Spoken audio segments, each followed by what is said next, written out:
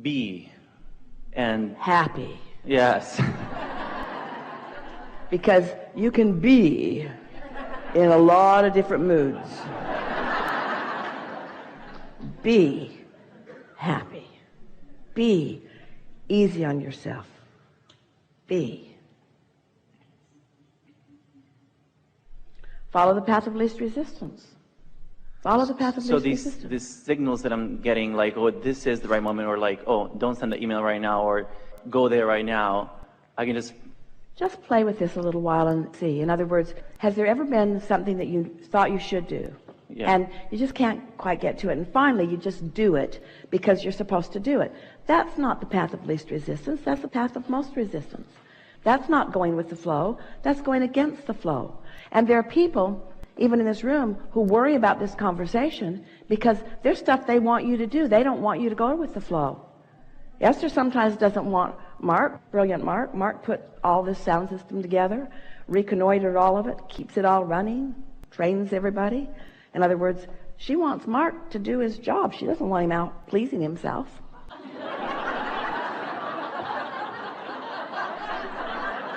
What she really wants is Mark to be happy in the co-creation that they're doing together. And she believes that she can have it all. She believes that she can have a really productive, creative, genius, thinking on his feet, always knowing what to do Mark, who's happy. And isn't that how he's the most happy? So there's no cross current going on, you see. So when you realize that everyone is feeling however they're deciding to feel, and you only have control over how you feel. And so you start feeling what the path of least resistance is. And by that we mean it feels good. It feels good. If it doesn't feel good, we're not saying don't ever do it. We're saying don't do it right now. If it doesn't feel good, doing it right now is going to give you paltry results. Doing it right now is going to give you less than what you want for it. There is a better option. And employers and parents and mentors all over the world, hearing that, might worry, well, we've just wrestled them to the ground. We've just got them convinced that they should do these things because we need them to do these things. And we say to you about your employees or about your children or about anybody that you care about, your first order of business with them, the thing that you must want more than anything else, is their alignment. That's what you must want most for yourself too. When I think of getting what I want, it's so cool because I know I'm a deliberate creator, but I wanted to feel... But let's start in another place here, because here's the confusion. Everything that everyone wants is because they think they will feel better in the having of it. So what you want is an emotional manifestation, which you have the ability to produce without the physical trappings. So if you're able to produce the manifestation of emotion, of expectation and of happiness, then there's no resistance, and now the universe will yield to you in all the other ways that you've defined. You see, that's the reason we told you the silly story about the lamp. The lamp is insignificant to this story, except that it was a piece of something that was in Esther's consciousness.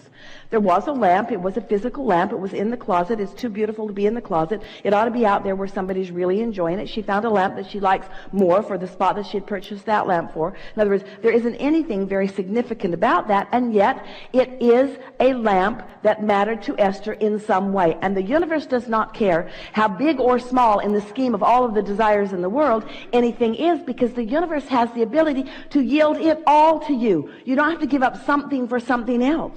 You can have it all. Are you starting to get just an inkling that you can have it all? Are you standing in a place where there's so much that you want that you're not having, that these words don't mean anything to you? Or have you had enough experiences where you are understanding that there is an orchestrational thing that's going on, that you are the object of very blessed attention, and that you can have it all. You can have it all, and you can have it all the time. You just have to care about your mood first, and then watch everything else come into alignment. And it feels so good when it happens. I don't want to say in an unexpected way, but it's sort of magical, and it's just much more enjoyable. when, like my ride here, were just so much better than a planned ride would have been. It was just... Well, don't misunderstand. That was a planned ride. You're just not understanding when you made the plan. You see, you've been making the plans. You feel the vortex full of your plans. The plan is there. And the source within you has the ability to know the plan that you've made. But you keep messing up your own plans by trying to micromanage everything, and by too often saying what you don't want, which holds you in a vibrational resistance to what you do want. So now let's go back to this lamp story. Everything around that was fun. Esther was with the most fun person she knows, talking about another most fun person she knows. They had gone irresponsibly to a place that's really fun for Esther to be. And they were playing with the other fun people who were in the shop who always liked to see Esther come. So it was fun, fun, fun, fun, riding on a current of fun. Everyone around was sort of swept up in the fun. When Tracy walked into the store, she looked like an angel. Her hair is blonde and she is beautiful, and it's cold outside, and she came in and fun, fun, fun. The conversation is just fun and loud. Fun, fun, fun, fun, fun, fun. In other words, the perfect environment, like a petri dish that has been created especially for the explosion of lovely things. And there are so many other things that took place in there that we won't take the time to talk about. But in other words, you want to create for yourself this environment where, and clearly you did it, what you are living today is an example of that. We want you to feel the juxtaposition of these two scenarios that you are presenting to us here today. Because one is just you going with the flow and acknowledging the supersonic success of this. Do you know how rare it is with the millions of people who are eager about this work and about this conversation to even be sitting in this chair? Do you realize what a unique experience this is? Of course you do. And so here you are experiencing this experience on the heels of just following your bliss, just following your bliss, just following your bliss, just following your bliss. We want this conversation to have been a sort of reorientation for you. We want you to start giving yourself permission to go where the fun is, to follow the path of least resistance, to go where you believe you will feel the best. We're asking you for just a little while to be more irresponsible, because the responsible thing that you've got going on is not working out that well for you. Because when you start being responsible instead of following your own bliss, then you feel resentful of those people who are thriving in the face of responsibility. The most irresponsible people you know are thriving the most.